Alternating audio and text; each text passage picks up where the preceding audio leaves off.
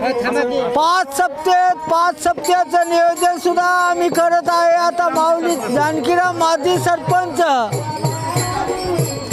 सरपंच या सप्त्याचं नियोजन करीत आहे। 5 सप्ते आहेत आमच्या गावात। एवढं पळसगाव पुण्यवान माणूस आहे आमचं गाव पळसगाव। आज सप्त्याची सांगत आहे। संध्याकाळी माऊली महाराज शिंदे पांगरेकर यांचं कीर्तन सकाळी 11 ते 1 कृष्णा महाराज दस्तापूरकर यांचं काल्याचं कीर्तन होणार। लगेच महाप्रसाद 1 ते 2 होणार। तरी गावातील गावकरी मंडळी बाहेरगावच्या पाहुणे मंडळींना पंचक्रोशीतील गावकरी मंडळीने या महाप्रसाद व कीर्तनाचा अवश्य लाभ घ्यावा।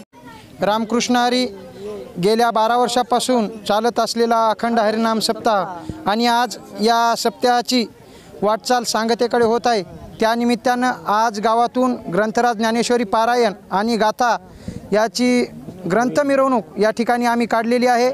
आज सायंकाळी हरिजागराचे हरिकीर्तन हरिभक्तपरायण माऊली महाराज शिंदे पांगरेकर यांची हरिकीर्तनाची सेवा होईल आणि आज रात्रभर हरिजागर असेल आणि उद्या सकाळी ठीक 11 ते 1 हरिभक्तपरायण कृष्णा महाराज दस्तापूरकर यांची काल्याची कीर्तनरूपी सेवा होईल आणि लगेच या ठिकाणी महाप्रसादाचंसुद्धा आयोजन ठेवलेलं आहे।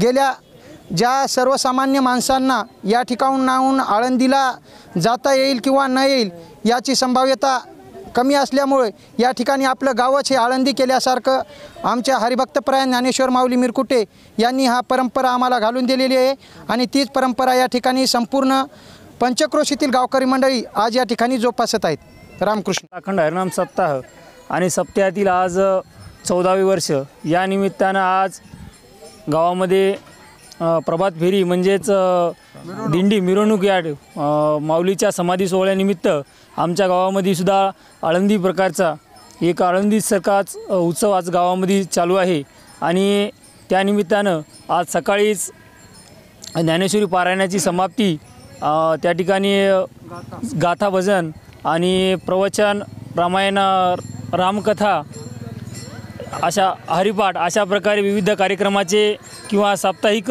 नियोजन असतं दैनंदिन आणि त्यातल्या त्यात ज्ञानेश्वर माऊलीच्या समाधी सोहळ्याच्या औचित्य साधून गेल्या 4 महिन्यापासून चातुर्मासाचं आयोजनसुद्धा मंदिरावर असतं। त्यात खास करून पुढारी असणारे आमच्या महिला मंडळ असतील माता माऊली असतील यांचा बी मोठ्या प्रमाणात सहभाग असतो यामध्ये।